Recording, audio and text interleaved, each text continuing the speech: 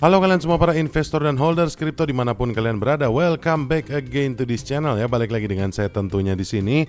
Apa kabar kalian semua? Semoga sehat selalu ya, dan semoga kita bisa sukses terus ke depannya. Oke teman-teman, di video kali ini tentu saya akan ngebahas lagi ya terkait cryptocurrency dan ada apa aja update teman-teman yang lagi hangat sekarang. Mari kita langsung masuk ya. Tapi sebelumnya kita mungkin update market dulu seperti biasa. Kondisi market hari ini tidak begitu buruk ya dibandingkan dengan hari kemarin. Karena kemarin kalau kita ngelihat kondisinya cukup parah ya teman-teman. Sepertinya di sini ada recover walaupun tidak cukup signifikan, tapi ada sedikit kenaikan. Contohnya dari global crypto market cap di sini ada kenaikan di 1,5% teman-teman, atau 1,5%. Dan untuk crypto volume total ya di sini menurun di 7,02%. Dan kalau kita ngelihat fear and greed indexnya masih tetap di bawah 50 ya teman-teman. Skornya di 48 sekarang. Ini tentu saja ya ada faktor X yang menyebabkan penurunan market crypto saat ini. Dan juga untuk harga Bitcoin teman-teman, sepertinya di sini ada peningkatan yang tidak cukup signifikan, tapi di sini lumayan ya teman-teman, di 1,44% peningkatannya selama 24 jam terakhir ini. Dan Ethereum di sini masih cenderung sideways ya, di sini cuma naik sebesar 0,29%. Dan rata-rata sepertinya aset ini pada naik ya teman-teman. Jadi banyak sepertinya dari para investor ini yang memanfaatkan kesempatan tersebut. Dan kemudian ya teman-teman, kalau kita ngelihat market meme coin juga so-so ya, banyak yang mengalami kenaikan tapi banyak juga yang mengalami koreksi selama satu hari terakhir ini. Tapi untuk tren satu minggunya teman-teman ini masih cenderung negatif ya, bahkan negatifnya atau penurunannya ini cukup besar.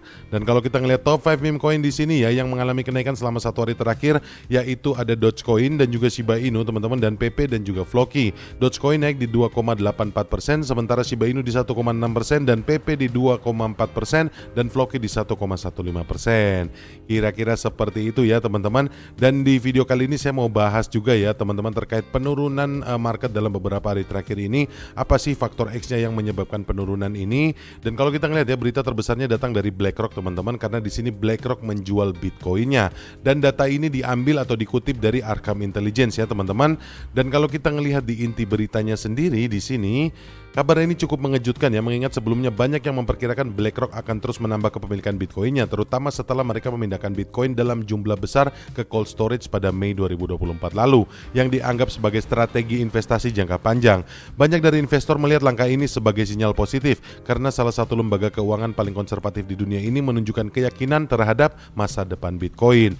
Namun baru-baru ini BlackRock ini mengejutkan pasar dengan menjual Bitcoin senilai 18,7 juta dolar, yang merupakan penjualan terbesar mereka sejauh ini. Dan kemudian ya mereka juga mentransfer Bitcoin senilai 1,88 miliar dolar ke dompet Coinbase. Penjualan ini menimbulkan spekulasi bahwa BlackRock mungkin telah menanggapi penurunan pasar kripto baru-baru ini. Dan kemudian ya, apa sih penyebab BlackRock ini menjual Bitcoinnya? Ini cuma sekedar ini ya teman-teman, cocokologi aja. Jadi ini cuma sekedar analisa pribadi. Penjualan Bitcoin oleh BlackRock ini sepertinya ya, ini efek dari bencana alam yang terjadi di Amerika teman-teman. Karena di Amerika sana telah terjadi kebakaran ya, di Los Angeles tentunya. Dan ditaksir ya untuk total kerugiannya sekarang itu sudah mencapai 135 miliar sampai 150 miliar US dollar. Yang berarti kalau dirupiahkan itu sekitar 2.430 triliun rupiah teman-teman, atau sudah mau 2.500 triliun. Tentunya jumlah ini akan berdampak terhadap ekonomi di Amerika Serikat sana teman-teman. Contohnya di sini untuk Komisioner Asuransi California Ricardo Lara ini menyerukan kepada perusahaan asuransi untuk menangguhkan pembatalan dan tidak memperbarui polis yang diterima pemilik rumah sebelum kebakaran dimulai, serta memperpanjang masa tenggang pembayaran. Nah, jadi perusahaan asuransi ini kewalahan ya teman-teman, karena dengan adanya kebakaran besar ini yang ditaksir ya teman-teman, ini sudah membakar kurang lebih 10.000 bangunan.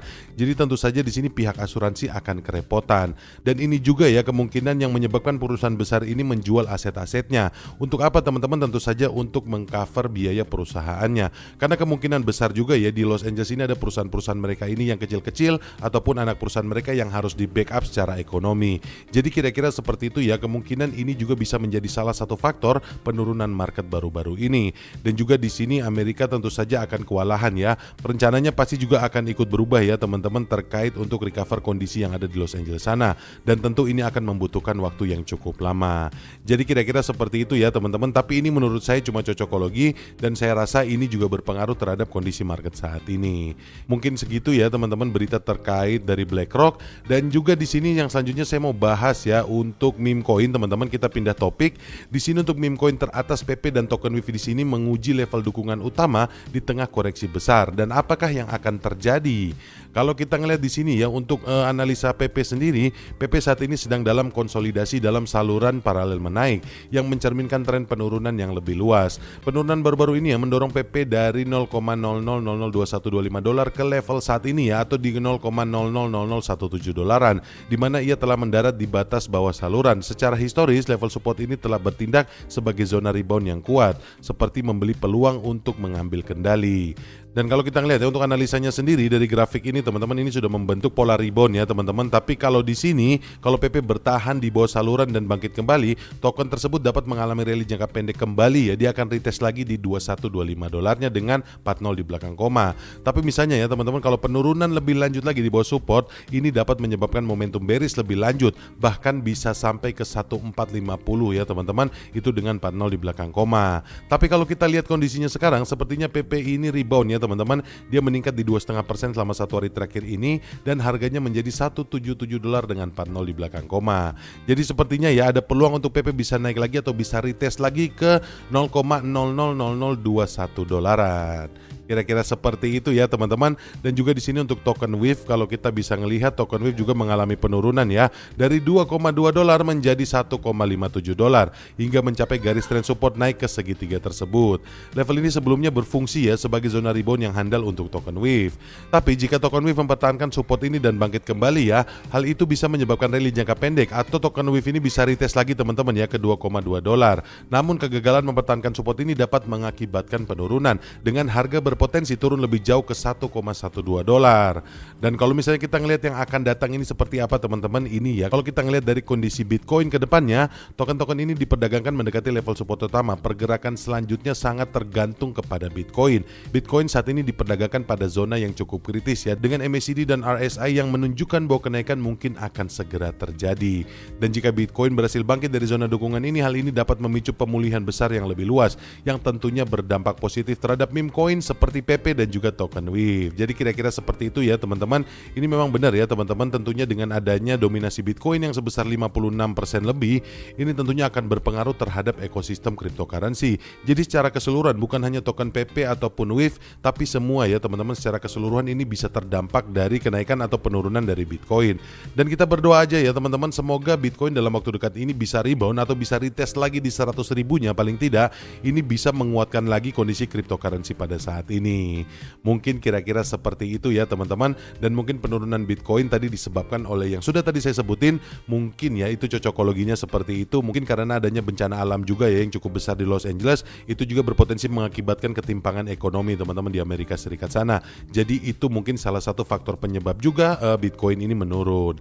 Mungkin seperti itu ya teman-teman beritanya, dan mungkin itu aja yang bisa saya sampaikan di video kali ini. Sekali lagi terima kasih banyak buat kalian semua yang sudah nonton video ini dari tadi. Dan thank you teman-teman buat yang sudah subscribe dan juga like video ini.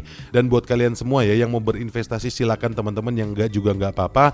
Tapi yang selalu harus kalian lakukan adalah do your own research. Kalian harus melakukan riset mandiri supaya keputusan kalian untuk berinvestasi tidak berujung di penyesalan. Mungkin seperti itu akhir kata, sampai ketemu lagi di video-video yang selanjutnya. Bye.